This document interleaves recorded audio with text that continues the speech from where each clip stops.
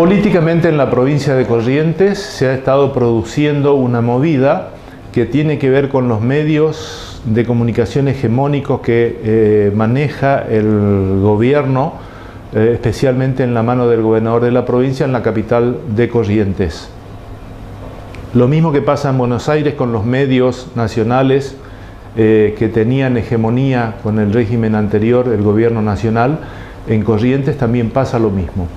El régimen de Ricardo Colombi solamente alimenta dineros del Estado a aquellos medios de comunicación que por su trascendencia, por lo que implica para la sociedad correntina, y cuando digo sociedad correntina me refiero a la ciudad capital, porque lo que Capital Federal hace con las provincias, exactamente en la provincia de Corrientes, la ciudad capital hace con respecto al interior de la provincia de Corrientes. Así es como vemos en el interior de esta provincia pueblos abandonados, pueblos sujetos a su propia suerte, expuestos a que un caudillo político erigido en intendente haga o no haga. Si no hace, suena intrascendente y la vida continúa. Y es lo que pasó en esta provincia en estos 15 años. Pero la cuestión fundamental pasaba por un expediente que había generado el gobernador de la provincia de Corrientes para reformar la Constitución. ¿Para qué?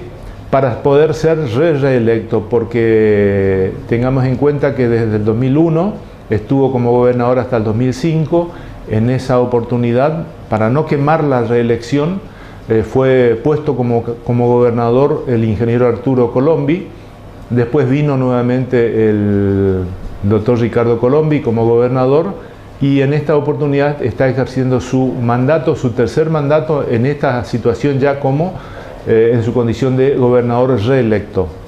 La Constitución solamente permite una reelección y la movida política tenía que ver con esto, de que se habiliten los mecanismos constitucionales para que la reforma de la Constitución permita que nuevamente sea permitido la elección como gobernador de Ricardo Colombi en el año 2017, que es donde fenece su mandato. Misteriosamente, de un día para otro, se apagó esa movida, dejó de instalarse en la opinión pública la necesidad de la reforma de la Constitución, más allá de los agoreros del gobernador que están alrededor, que decían que eso no estaba en tema de discusión, pero que objetivamente la información es concreta. La reforma de la Constitución propiciaba la reelección del actual gobernador. ¿Por qué este silencio? Este silencio radica en el hecho de la reforma constitucional que a nivel nacional pretende el ingeniero Mauricio Macri para corregir muchos defectos que tiene la actual Constitución. Sabemos que la anterior reforma fue en el año 1994, entre Santa Fe y Entre Ríos, en las dos sedes, y en esta oportunidad uno de los puntos y los temas de discusión era la unificación en todo el país respecto a una elección. Es decir, los gobernadores duran 4 años en su mandato, los intendentes 4 años y el presidente también 4 años. La idea principal que se sigue con esto es que el día que se elige presidente, también se elijan los gobernadores de todas las provincias y los intendentes de todos los municipios del país. Que haya una sola elección, fundamentalmente para evitar los gastos que significa realizar una elección cada 15, 20 días por motivos diferentes y sobre todo atemporales, porque Corrientes, debido a las intervenciones federales que ha tenido, ha salido del marco común que tiene el resto de la mayoría de las provincias que tienen sus elecciones ordinariamente en términos respecto a la presidencia. ¿Qué significa esto? Que se va a prorrogar ipso facto, o sea, de hecho, se va a prorrogar el mandato de Ricardo Colombi 2 años más, como el de todas las autoridades constituidas de la provincia de Corrientes. ¿Por qué? Porque no se va a hacer nadie se va a presentar a ser gobernador por 2 años, nadie se va a presentar a ser intendente por 2 años, como va a ser en el año 2017, cuando se llama elecciones, que la idea es que para el año 2017, cuando haya otro periodo eleccionario, se comience a unificar esa elección. Como en el año 2017 no se elige presidente y no se elige gobernador en la mayoría de las provincias, esa prórroga de 2 años va a ser automático, de manera que en el año 2019 va a ser la elección de presidente y de todos los gobernadores e intendentes del país. Eso va a posibilitar que Ricardo Colombi, en lugar de dejar la gobernación de Corrientes en el año 2017, lo haga recién en el 2019, siempre y cuando no se incluya una cláusula que permita su reelección. En este caso, seguramente ya querrá tener indefinidamente la gobernación de la provincia de Corrientes. Hablar del 25 de febrero de 1778 implica transportarnos hasta la localidad de Yapeyú para rememorar el aniversario del nacimiento del general José Francisco de San Martín. Ahora, esta situación de por sí, en su momento, nunca se pensó que traería aparejado el rol tan importante que iba a tener San Martín, no solamente durante su existencia física, sino a través del tiempo.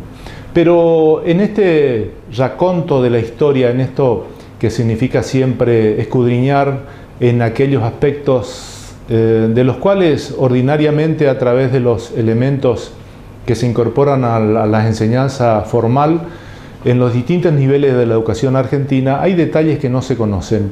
Y uno de ellos es el origen de los padres de San Martín, un apellido, San Martín, conocido en el año 1663 en una localidad de la lejana España, en la provincia de Palencia, con una particularidad de que 2 años antes había iniciado a través de los libros correspondientes la inscripción de los nacimientos.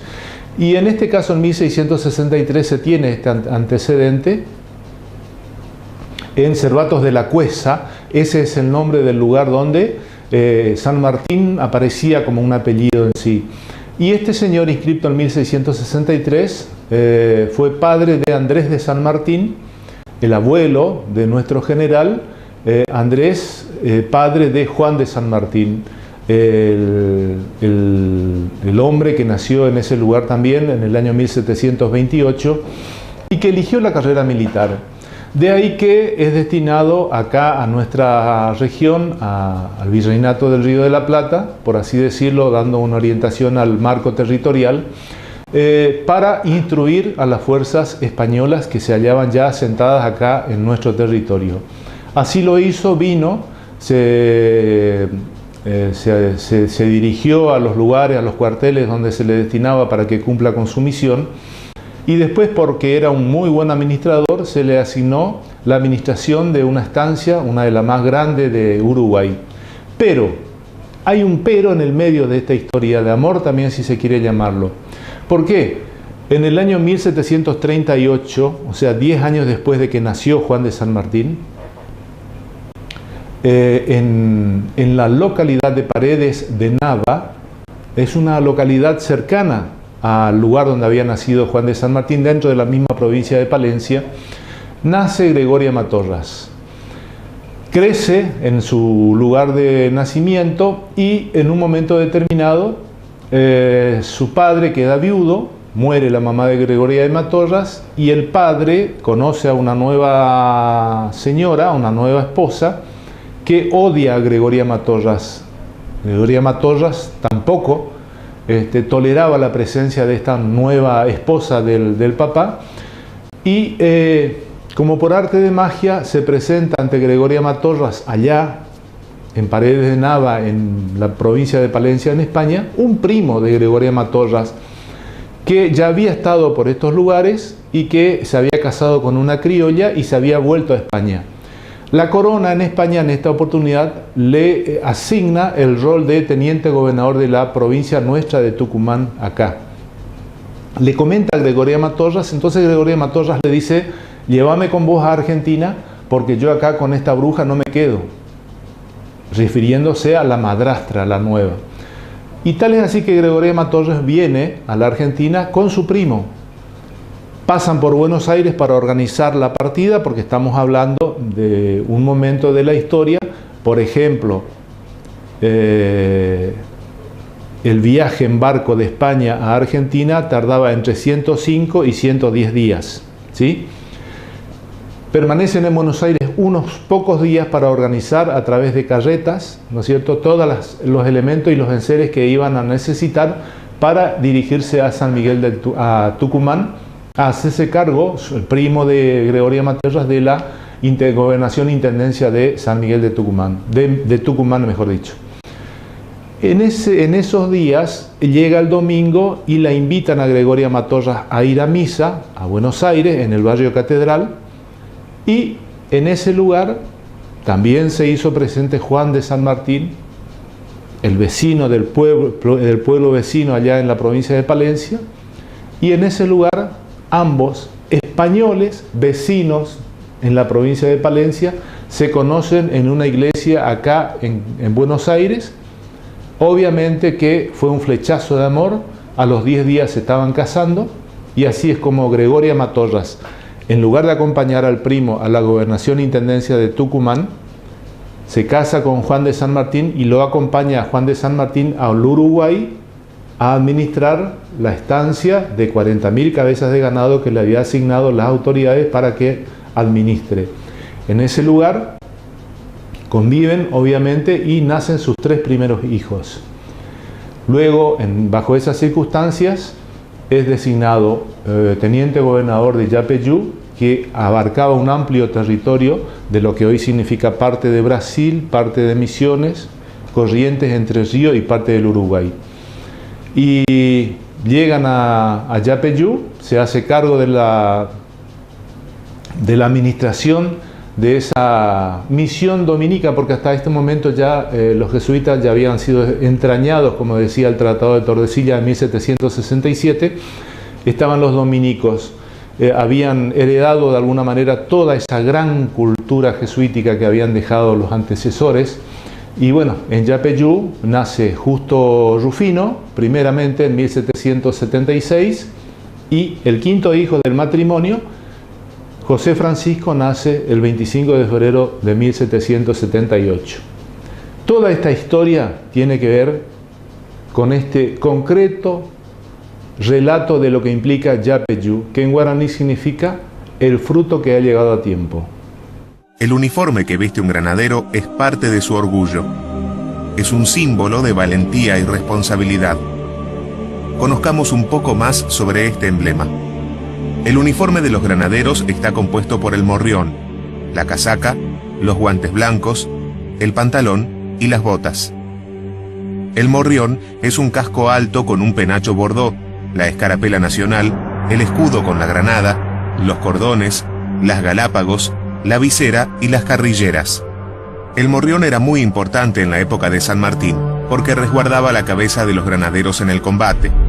Las carrilleras de bronce sostenían el morrión en el momento de la carga y al mismo tiempo protegían las mejillas del granadero. Otra pieza particular del morrión eran las galápagos, que se trataban de 2 círculos de metal que estaban sujetas por medio de cordones. Ellas iban colocadas solo del lado izquierdo, porque ese era el lado más desprotegido, ya que una vez montado el jinete, sostenía con la mano derecha el sable y con la izquierda las riendas. La casaca azul, con vivos carmesí, posee una pechera del mismo color, con una fila de botones a ambos lados y granadas de tela en los faldones. En ella se colocan las charreteras, que antes eran de metal. Sobre la casaca se coloca la bandolera de cuero blanco, que sostiene un valijín de cuero negro.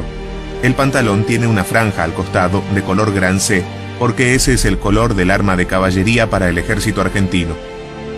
El cinturón, que tiene una hebilla de metal con la granada, también es de cuero blanco, y de él penden los tiros donde se coloca la vaina con el sable. Las botas son altas de cuero negro y poseen espuelas con pigüelo en S. Los materiales han cambiado, pero cada uno de los elementos del uniforme recuerdan el uso que tuvo en el pasado.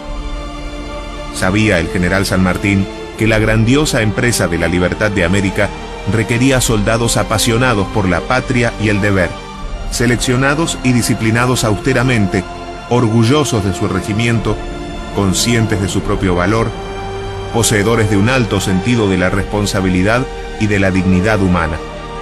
Soldados tales que constituyeran un ejemplo sobre el cual moldear el tipo de un ejército capaz de acometer los mayores esfuerzos.